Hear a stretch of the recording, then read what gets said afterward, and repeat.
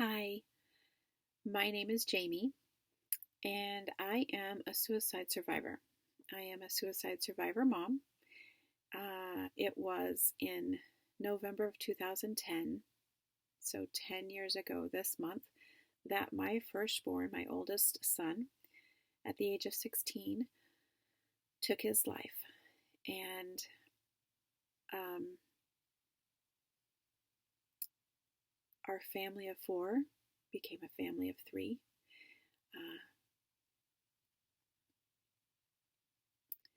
he did so publicly in the sense that he took his life at his high school. And so our family was grieving, obviously, but we also had a school district and a community who were also in deep pain, also grieving. And that was a different layer for us that we had to also kind of walk into and walk through. And not that it made it harder or easier, just different. And that's okay. Um, uh, it was hard. Um, it was hard seeing the brokenness of students, the fear of parents. And I wanted so deeply to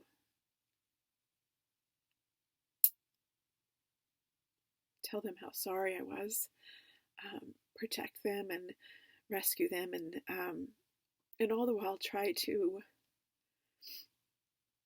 understand my own hurt and pain and confusion, um, realizing that my son was gone. So that was different. Our son was buried on Sunday, uh, and then 4 days later it was Thanksgiving. Um, so and then as you all are aware, Thanksgiving just kind of ushers us in quite quickly to the holiday season. So um, I was not feeling thankful. I was not feeling grateful for anything.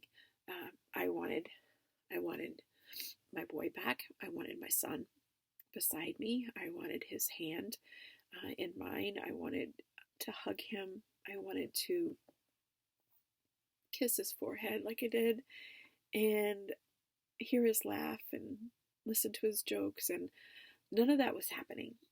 Um, Sorry, tears. We're good. None of that was happening, and none of that was going to happen. So, um, and then with Christmas, I wasn't feeling festive. I wasn't feeling like celebrating. I wasn't feeling like doing any of that. I was literally trying to survive from day to day. I was really trying to make sure that um, that I was just getting to the next day. Um, our marriage.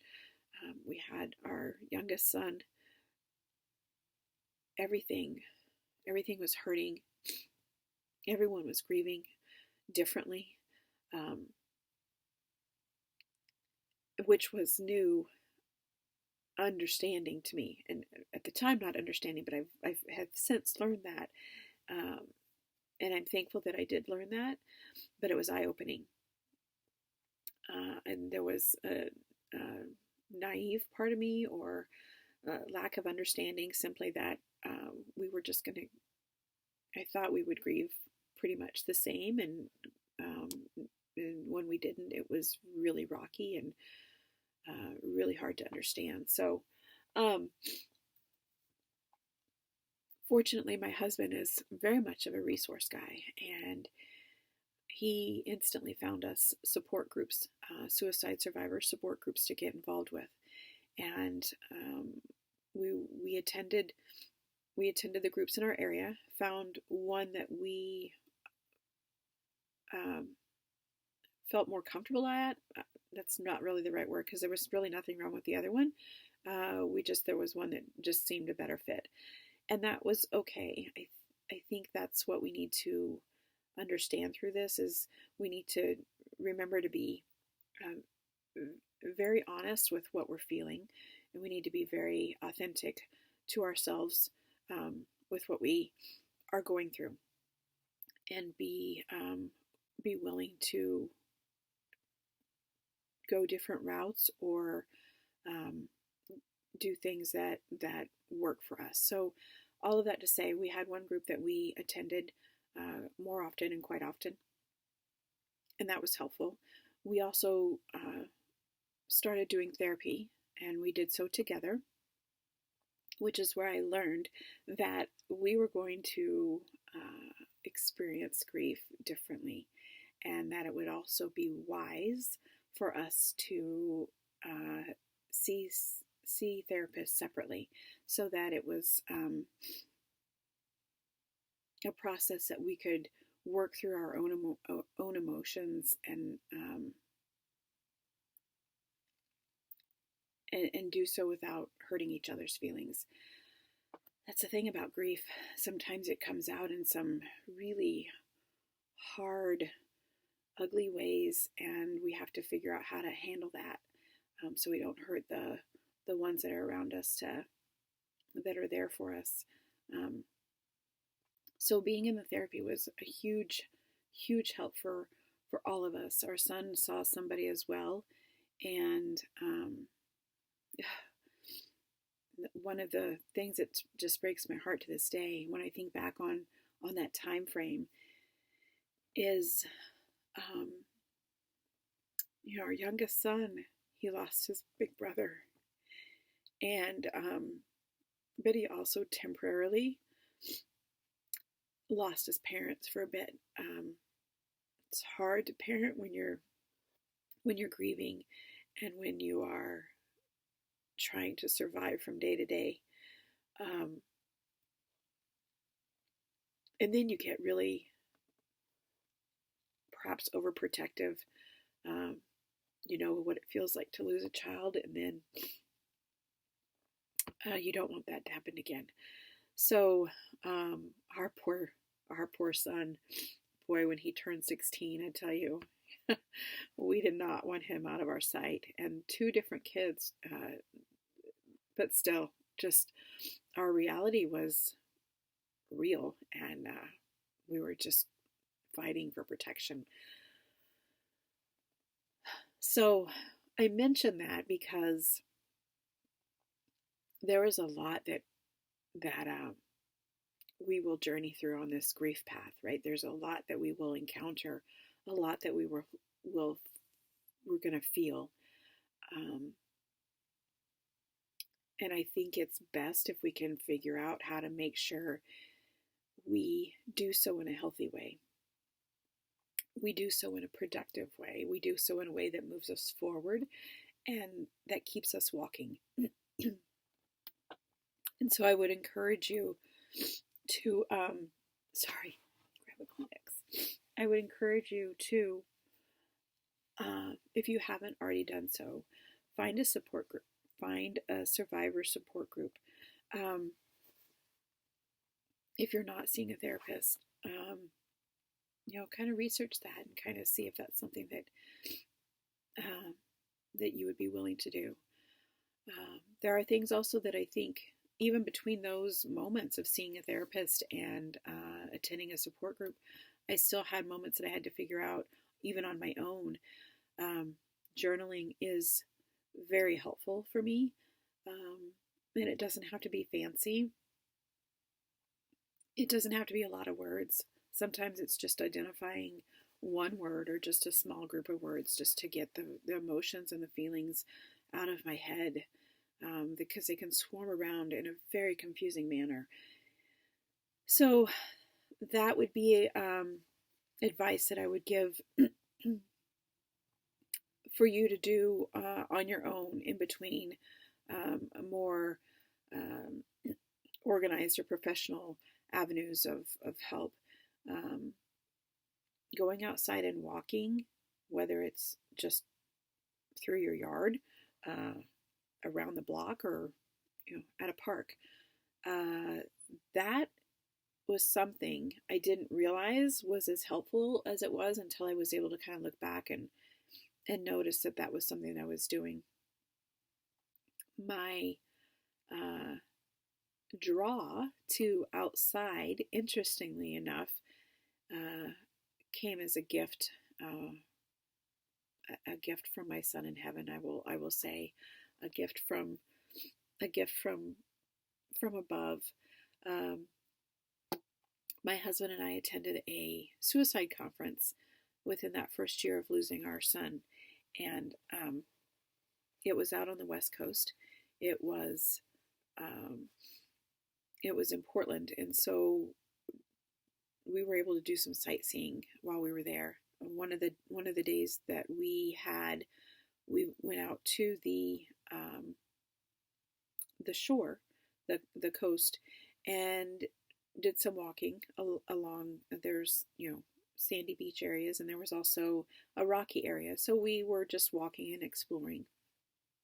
And in the rocky area, my husband looked down and he said, "Oh, look at this rock! Look at." He picked it up and we're looking at it. And he goes, "This, it's a heart shaped." And so I wanted to share that with you. Nothing really drastic or anything. It was just something that stood out for us. And we just saw this heart. And so we picked it up and just kind of looked at it and really just felt such a sense of comfort in it, and smiled a little, and said, with tears, and said, "Oh my goodness, this is from Jake. It's just like a hug from heaven. It just feels like a hug from heaven." And these hugs from heaven have continued to show up over the years, and they have done so more while I'm out in nature, in other areas as well, but mainly out in nature, and not always the ability to pick them up like we did with that rock and bring it inside or bring it home with us. So I started taking pictures and capturing the hearts that I saw through whatever, trees or tree trunks or, on the pavement. And there's just been a variety of things. And so I share that with you because I want you to go and as you're walking this journey of healing, and you are working through your grief, and you are feeling these emotions so intensely, and trying to figure out how to handle the emotions that flood forward, and what to do with them. I would encourage you to also be very present and to be very aware of what's around you, of what you are surrounded by for long periods of times, for short periods of times. You will eventually be hugged. And that is my hope for you.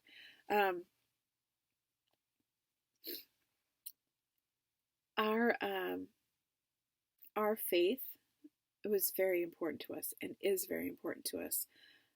But I will be honest, it was tested. I wrestled with it, got angry, did a lot of questions, struggled, but in the end, it became stronger and grew stronger. And so I would simply encourage, wherever you're at on that scale, from 0 to 10, wherever you land, that's okay. Be there. If you need to wrestle with it or question it, that's fine. I think the biggest thing when we're going through our grief and when we're experiencing these emotions is giving us that permission to feel them and to just fully experience them, and instead of avoiding them, instead of ignoring them or pushing them aside or pushing them down. never to be felt. And so I think for me, my hope, my desire was not to get stuck, not to stop moving, not to stop walking. And I just needed to work through whatever I was feeling, and needed to give myself permission to feel what I was feeling. Make sure that I took it to places that could professionally help me, and then also make sure that I was able to handle it in a healthy way, even aside from those support groups or the therapy sessions. Don't mask it. Don't numb it out. And you know what? If you need to sit down, if you need to crawl, if you need to be carried, that's okay too. As long as you're moving in it, as long as you are moving in it, that's the most important part. And it's what's helped. It's what has helped me. It's what has helped my husband and my son. It's helped our marriage. It's helped our family. And so I say this with just absolute conviction that we are 10 years on the other side of our son's death, on the other side of his choice, 10 years without him.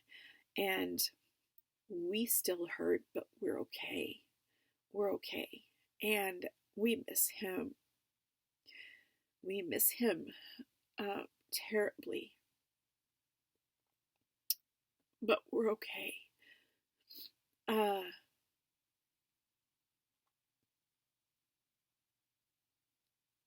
And that's my hope.